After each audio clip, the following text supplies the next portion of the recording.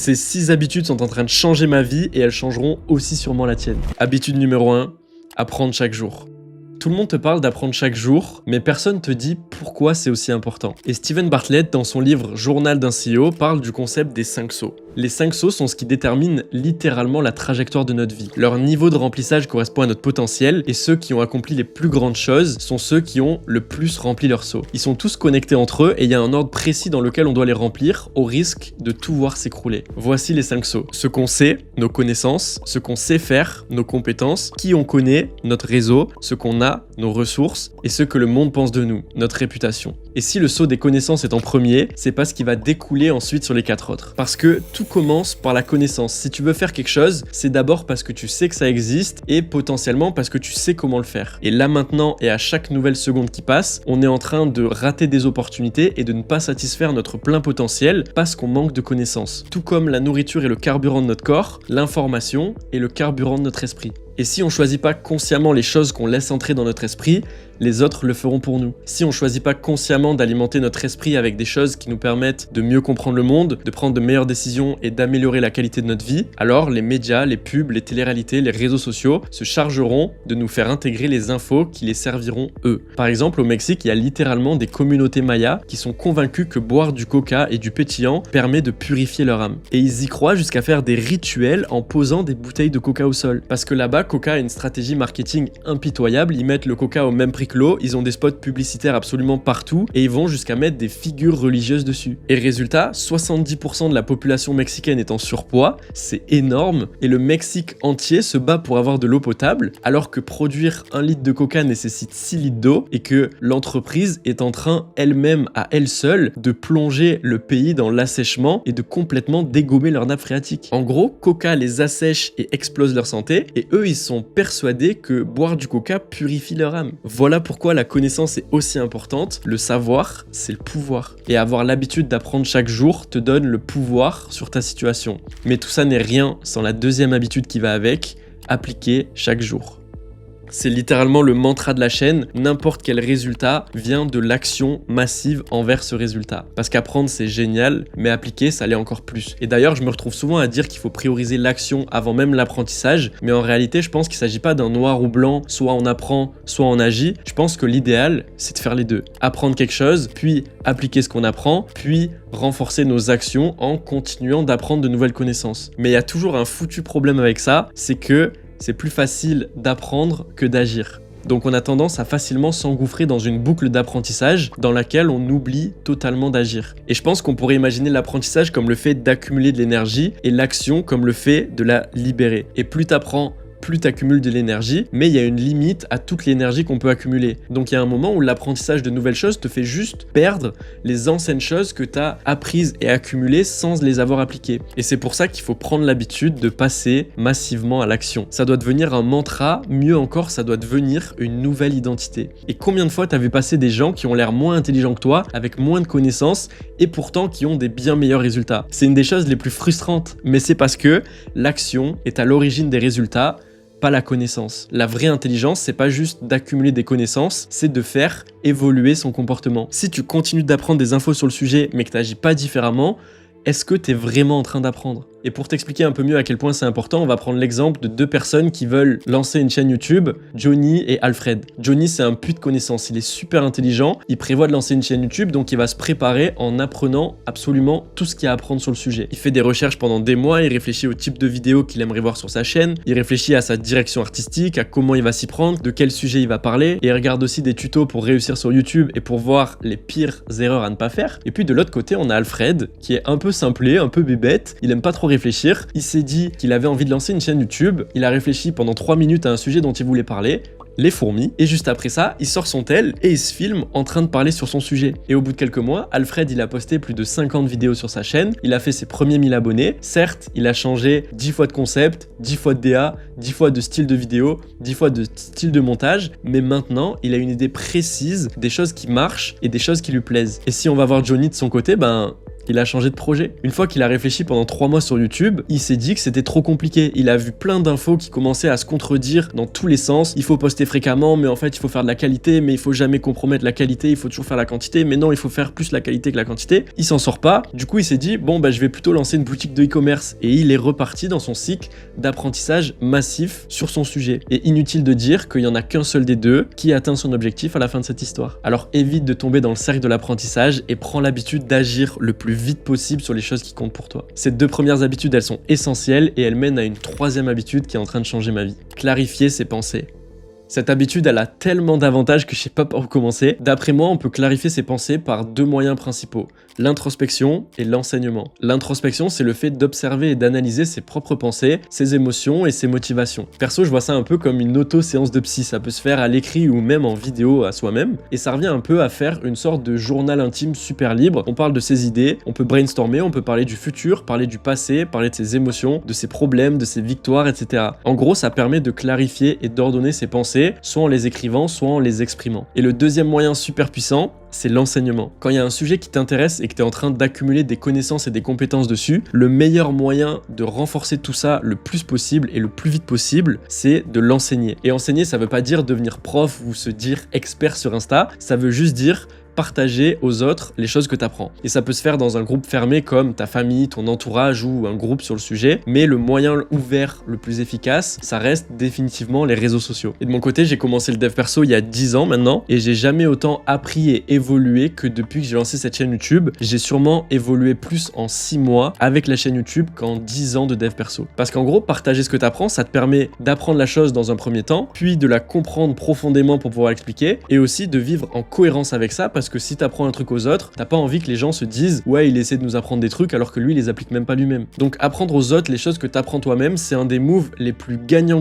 possibles, parce que t'aides les autres en leur partageant la chose que t'as apprise, mais aussi toi-même tu renforces et tu clarifies cette chose que t'as apprise. Et je sais que t'es peut-être en train de te dire que t'as pas forcément envie de poster sur les réseaux juste pour pouvoir apprendre les choses que t'apprends, et je comprends totalement, mais pour celles et ceux qui veulent maîtriser un sujet le plus rapidement possible et le plus profondément possible, la meilleure solution, c'est de l'enseigner. La personne qui apprend le plus dans n'importe quelle classe, c'est l'enseignant. 4e habitude qui est en train de changer ma vie, faire du sport.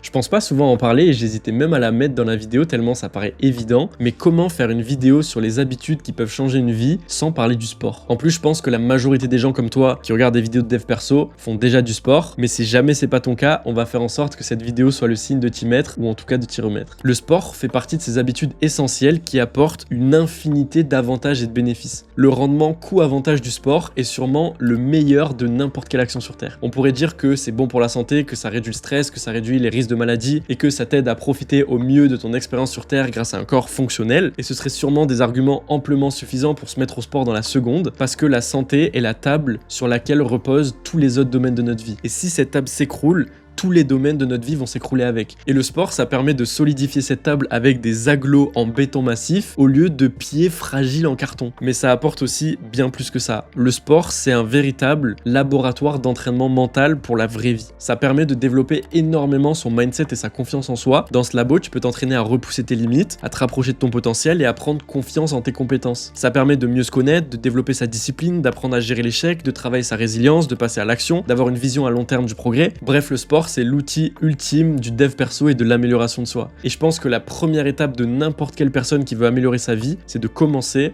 par faire du sport. Et d'ailleurs, ça pourrait même être la seule étape tellement c'est puissant. Parce que ça va ensuite nous apprendre tout un tas de connaissances et de compétences cruciales pour la vie de tous les jours. Et on peut même optimiser ça avec l'habitude numéro 5, prioriser et planifier.